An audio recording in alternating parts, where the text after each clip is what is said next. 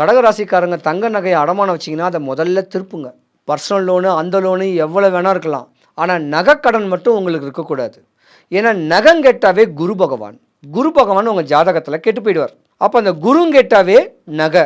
அந்த நகையை முதல்ல மூட்டுங்க. அப்புறம் இந்த கை கடனெல்லாம் அடைச்சிடலாம். கடன் அடைக்க 1000 வழி இருக்குது. 5 லட்சம் கடன் இருந்தால் கூட யார்கிட்டயா ஒரு 7 லட்சம் கடன் வாங்கி அடைச்சிடலாம். ஆனால் நகைக்கு கடன் வச்சுருந்தீங்கன்னா அந்த கடனை அடைக்கிறது கொஞ்சம் கஷ்டம். அதனால் ரொம்ப கவனமாக இருக்கணும். கடகராசிக்கு யோகங்கள் வரக்கூடிய ஒரு தருணம் இருக்குது. கடகராசிக்காரங்கள் கணவன் மனைவிக்குள்ளே அனுசரணையாக அன்பா பண்பா பக்குவமாக வாழ்ந்துக்கிட்டு போனீங்கன்னா இந்த மாதத்தை நீங்கள் பீட் பண்ணுவீங்க.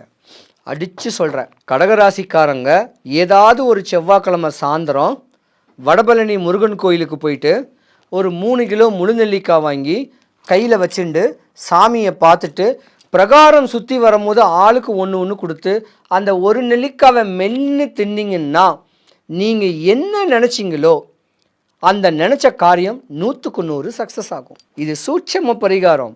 ஏண்டா இவன் வடபழனியே சொல்கிறான்னா, முருகனுக்கு 6 பட முருகன் கோயில் இருக்குது, 6000 முருகன் கோயில் இருக்குது.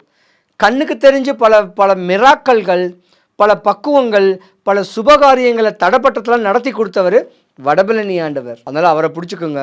என்னைக்காவது ஒரு நாள் மட்டும் கடகராசிக்காரங்க வாங்க. உங்கள் வாழ்க்கை தான் இந்த முறை டாப்பில் வரக்கூடிய தருணம்.